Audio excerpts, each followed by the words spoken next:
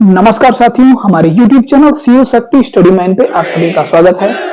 आज हम आपसे बात करने जा रहे हैं यूपी बोर्ड परीक्षा 2025 के बारे में।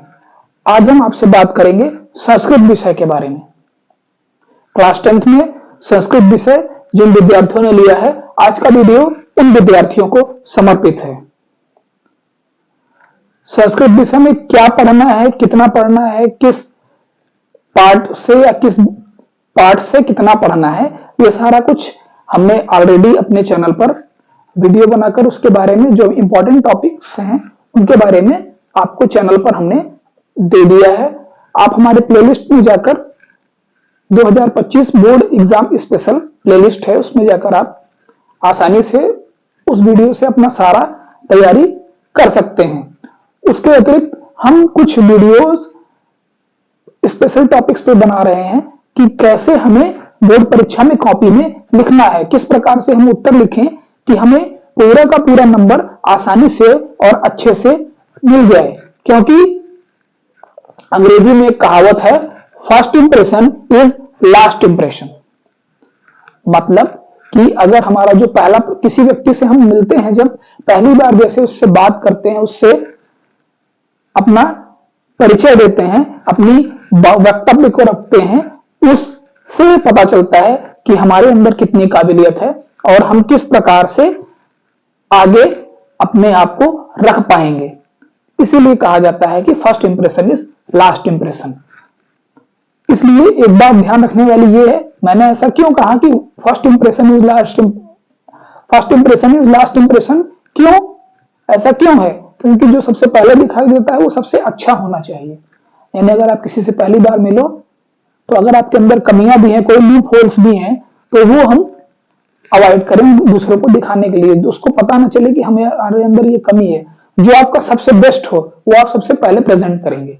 यही बात आपके कॉपी पे भी लागू होती है। जब भी आप बोर्ड परीक्षा में कॉपी लिखने जाएंगे तो आपके जितने भी प्रश्न आए हों, जिस प्रश्न का उत्तर आपको सबसे बढ़िया आ रहा हो, चाहे वो कोई भी प्रश्न का कोई भी खंड हो, एक बात याद रखिएगा, अगर किसी प्रश्न में खंड दिए हुए हैं कि प्रश्न नंबर 1 में 4 पार्ट हैं, तो उस चारों पार्ट को आप एक ही जगह पे करेंगे।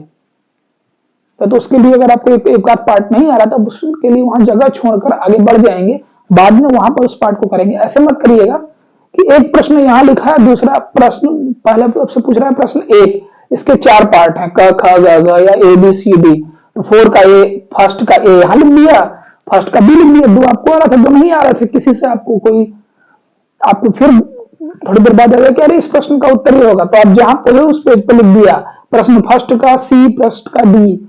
ऐसे नहीं करिएगा। जब भी आप किसी भी प्रकार के एग्जाम की कॉपी लिख रहे हैं जो आपको रिटर्न में लिखना है, तो एक प्रश्न के जितने खंड हैं वो एक ही जगह पर लिखे जाएंगे और जो सबसे बढ़िया प्रश्न का उत्तर, जिस प्रश्न का उत्तर सबसे बढ़िया आपको आ रहा होगा वो सबसे पहले लिखिएगा और अच्छी से अच्छी राइटिंग में बनाकर लिखिएगा। ये इंपॉर्टेंट टिप्स हैं जो आपको क्या करती हैं, बोर्ड एग्जाम में अच्छे मार्क्स दिलाने में सहायता करती हैं। इन बातों को आप ध्यान रखकर अपने बोर्ड एग्जाम में कॉपियां लिखेंगे तो आपको बहुत ही शानदार परिणाम देखने को मिलेंगे, चाहे आप क्लास 10th के हो चाहे क्लास 12th के हो। अभी कुछ वीडियोस हमारे क्लास 10th के लिए ही आ रहे हैं, क्लास 12th की वीडियोस भी जल्दी ही अपलोड होंगे चैनल पर। वैसे हर विषय के से संबंधित जो इंपॉर्टेंट टॉपिक्स हैं, चाहे वो क्लास 10th हो चाहे क्लास 12, ऑलरेडी चैनल पर अवेलेबल हैं, आप वहां प्लेलिस्ट से देख सकते हो। संस्कृत से रिलेटेड जो इंपॉर्टेंट टॉपिक्स की जो वीडियो हमने अपलोड की है, उसको अगर आप प्लेलिस्ट पर नहीं ढूंढ पा रहे हैं तो हम आपको चैनल अपने इस वीडियो के डिस्क्रिप्शन बॉक्स में नीचे हम उसका लिंक दे देंगे, आप वहां से भी जाके देख सकते हैं। आज का हमारा वीडियो है एक विशेष प्रश्न के बारे में। प्रश्न क्या है? एक प्रश्न आता है आपका संस्कृत में कि निम्न में से किसी एक विषय पर संस्कृत में 8 वाक्य का निबंध लिखिए। 8 लाइन का निबंध लिखने के लिए आता है, इसके लिए आपको 8 नंबर मिलते हैं। थोड़ा सा ध्यान देकर, अगर आपको संस्कृत से हिंदी से संस्कृत बनाना आता है तो और भी उत्तम है, नहीं आप थोड़ा सा ध्यान देकर छोटे छोटे वाक्य बनाकर और ये नंबर आसानी से प्राप्त कर सकते हैं। 8 के 8 नंबर आपको मिल जाएंगे। कुछ इंपॉर्टेंट टॉपिक्स हैं जिनके ऊपर लगभग हर साल ये टॉपिक्स आते रहते हैं। जैसे उन्हीं में से एक इंपॉर्टेंट टॉपिक आज हम लेकर यहाँ पर आए हैं। ऐसे ही और भी कुछ वीडियोस हम आपको जल्दी ही इनसे रिलेटेड डालेंगे। मतलब किससे रिलेटेड? आपके निबंध से रिलेटेड। संस्कृत में निबंध कैसे लिखना है, क्या लिखना है, ये ऑलरेडी हमने मेंशन बताया हुआ है। क्या लिखना है, किस प्रकार लिखना है, ये हम आज आपको बता रहे हैं। लिखने का तरीका बहुत ही सरल और सहज है। समझाने का तरीका भी सरल सहज रहेगा, जिससे आपको आसानी से और अच्छे से बातें समझ में आए। एक इंपॉर्टेंट टॉपिक है संस्कृत भाषाया महत्वम, यानी संस्कृत भाषा का महत्व। इसके ऊपर हम आज आपको 8 से 10 वाक्य बताने जा रहे हैं। सरल छोटे छोटे वाक्य जो आपको आसानी से समझ में आ जाएंगे। अगर आप वीडियो पूरा देखेंगे बिना स्किप किए तो आप अच्छे से समझ पाएंगे। और ये आपके लिए इंपॉर्टेंट भी है। हो सकता है आपको इस साल ये टॉपिक देखने को मिले। 4 से 5 टॉपिक आपके रहते हैं, उन्हीं में से एक पर आपको निबंध लिखना रहता है। तो उसमें से एक टॉपिक ये हो सकता है आपका, उन 5 टॉपिक में से ये एक टॉपिक हो सकता है, क्योंकि हॉट टॉपिक है और इस पर इससे आपके हर साल एग्जाम में लगभग हर दूसरे से तीसरे साल पूछा जाता है। 2010 से ऐसा चल रहा है। आइए देख लेते हैं कैसे लिखना है। प्रश्न है, निम्न में से किसी एक विषय पर 8 लाइन का संस्कृत में निबंध लिखिए। ये लिखा रहेगा, ये 8 अंक का होता है। उसके बाद इसमें आपको 4 से 5 टॉपिक दिए रहेंगे। उसमें से जो टॉपिक आपको आ रहा है उसके ऊपर आप लिख सकते हो। उसी में हम एक इंपॉर्टेंट टॉपिक लेकर आए हैं, संस्कृत भाषा या महत्व, यानी संस्कृत भाषा का महत्व। इसके ऊपर हम 10 लाइनें आपको बता रहे हैं। आप जो करते हो इसमें से 8 लाइनें या 10 लाइनें वहां पर लिखोगे, आपको पूरे 8 अंक मिल जाएंगे। पहले हम इसको संस्कृत में लिख लेते हैं, फिर इसका हिंदी में अर्थ भी साथ में देखते चलेंगे। अगर आप हिंदी से संस्कृत ट्रांसलेशन कर पाते हो तो अति उत्तम है, नहीं कर पाते तो उसको याद कर लीजिए। बहुत ही सरल होता है और आपको अच्छे नंबर दिला कर जाता है। इसके अलावा और भी कुछ टॉपिक हैं जिनको हम बता देंगे, आगे वीडियोस हम डाल देंगे उनके लिए। ये समझाना था इसलिए वीडियो थोड़ा बड़ी हो रही है, तो आप लोग ये मत सोचिए कि एक टॉपिक समझाने के लिए इतनी बड़ी वीडियो, क्योंकि आपको समझाना भी है साथ साथ कि ये प्रश्न क्या है और इसको कैसे समझना और लिखना है। अगले में सिर्फ हमें विषय रहेगा, उस विषय के बारे में सिर्फ निबंध बताना रहेगा, ये समझाने के लिए है। आइए देख लेते हैं संस्कृत भाषा या महत्वम। संस्कृत भाषा देव भाषा इति कथ्यते। संस्कृत भाषा को देव भाषा भी कहा जाता है। छोटा सा वाक्य है, इसका संस्कृत में अनुवाद कर दिया हमने। संस्कृत भाषा देव भाषा इति कथ्यते। ऐसा ही सुर भारती देववाणी गिरवाणी इति कथ्यते।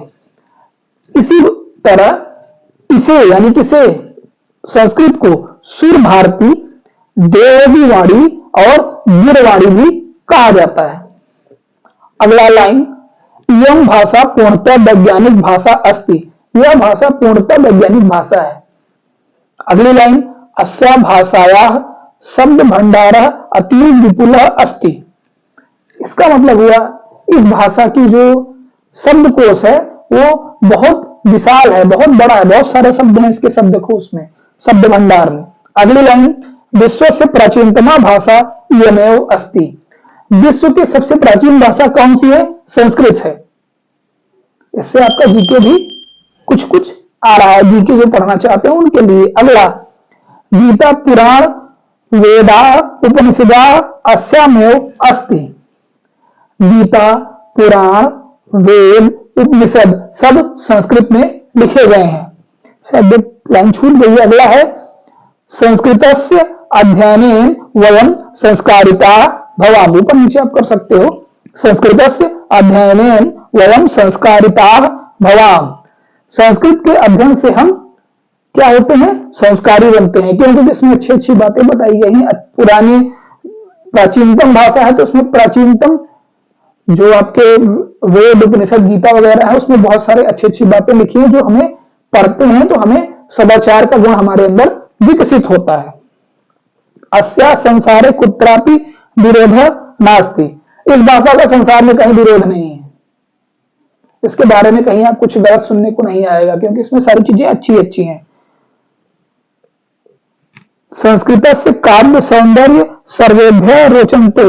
संस्कृत भाषा का जो काव्य सौंदर्य है, काव्य सौंदर्य के तत्व आप प्लेलिस्ट में जाएंगे, हिंदी के प्लेलिस्ट में क्लास 10th के लिए, तो वहां आपको काव्य सौंदर्य के तत्व मिलेंगे। ऐसा ही संस्कृत में भी काव्य सौंदर्य के तत्व होते हैं जिनकी शोभा बहुत ही ज्यादा संस्कृत भाषा को रोमांचकारी बना देती है। पढ़ने के लिए, सुनने के लिए, जब आप कभी देखिए किसी कहीं शादी वादी में जाइए, किसी भी शादी में जाइए, वहां पर संस्कृत में उच्चारण होता रहता है, सुनिए कितना सुंदर लगता है, कितना अच्छा। अगर जो शादी कराने वाले हैं पंडित जी वगैरह, उनको अगर अच्छा ज्ञान है तो आपको बहुत ही बढ़िया आपको मंत्र सुनने को मिलेगा। कहीं आप पूजा पाठ में जाइए, वहां मंत्र सुनने को मिलता है बढ़िया बढ़िया।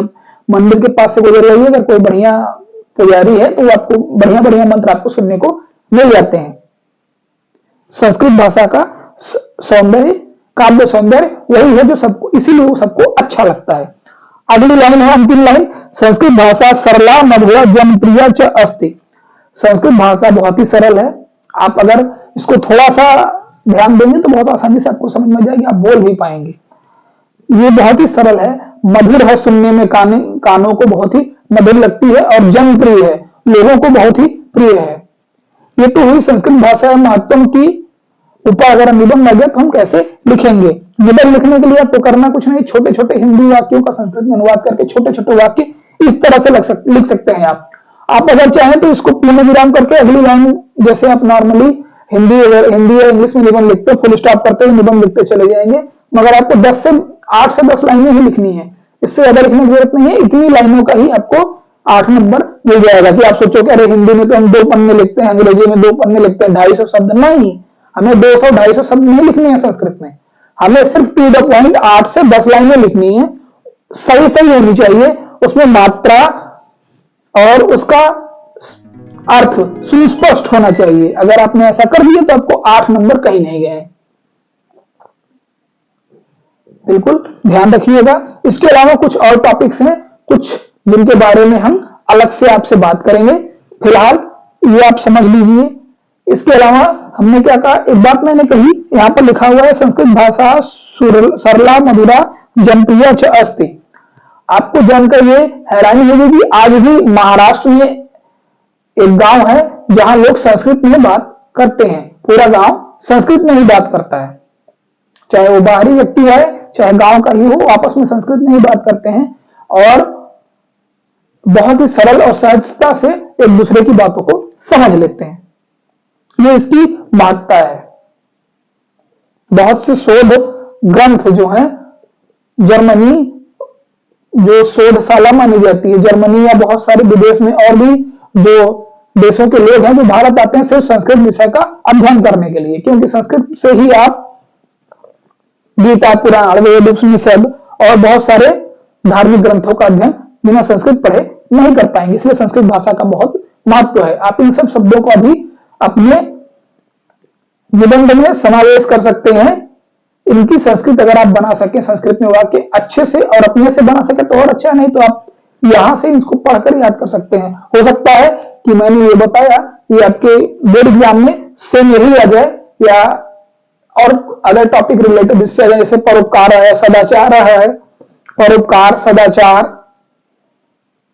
अस्माकम देश या भारत देश, ऐसे आपके हो सकते हैं। एक टॉपिक ये भी हो सकता है। 4 से 5 टॉपिक आपको लिखने के लिए आते हैं निबंध में। 8 लाइन का निबंध है और 8 नंबर इसके मिलते हैं। आप 8 से 10 लाइन लिखिए, छोटी छोटी लाइनें लिखिए। देखिए छोटी छोटी लाइनें हैं, ज्यादा मेहनत करने की जरूरत नहीं, थोड़ा सा आप ध्यान देंगे तो आप आसानी से और अच्छे से इसको कर ले जाएंगे प्रश्न को, और आपके 8 नंबर कहीं नहीं गए हैं। 70 में 8 मानव 72 नंबर और रह जाते हैं।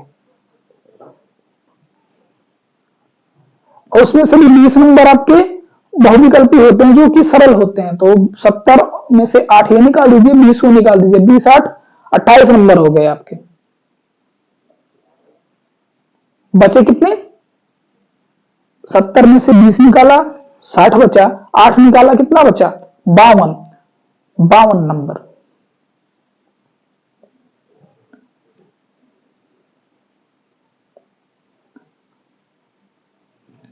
नहीं, 42 नंबर बचे आपके। 70 में से 20 निकाला 50 और 8 निकाला 42 अंक आपके और रह गए। उनके लिए भी हम प्रयासरत रहेंगे। अगर आशा है आपको हमारी बातें अच्छे से और पर्याप्तता से समझ में आ गई होगी। अगर आपको हमारा वीडियो पसंद आ रहा हो, हमारे समझाने की शैली अच्छी लग रही हो, तो कृपया हमारे चैनल को सब्सक्राइब जरूर करें। ज्यादा से ज्यादा मात्रा में अपने सहपाठियों, अपने दोस्तों या रिश्तेदारों में जिन्हें इस बात की आवश्यकता है, इस क्लास के लिए तैयारी कर रहे हैं बोर्ड परीक्षा की, तो उनके साथ, जिनका संस्कृत विषय हो, उनके साथ शेयर करिए। और भी विषयों के वीडियोस हम ऑलरेडी डाल रहे हैं और लगातार डालते रहेंगे आपके बोर्ड एग्जाम तक, चाहे वो सीबीएसई बोर्ड हो चाहे यूपी बोर्ड हो। जहां भी एनसीईआरटी पैटर्न फॉलो होता है वहां ये क्वेश्चन आपके सेम रहते हैं।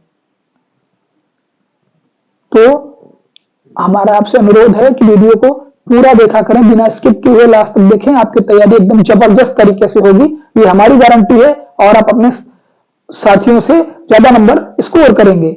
बस आपको करना कुछ नहीं है, हमारे चैनल को सब्सक्राइब करके बेल आइकन बटन प्रेस कीजिए। जब भी नया वीडियो अपलोड होगा आपको पता चलता रहेगा।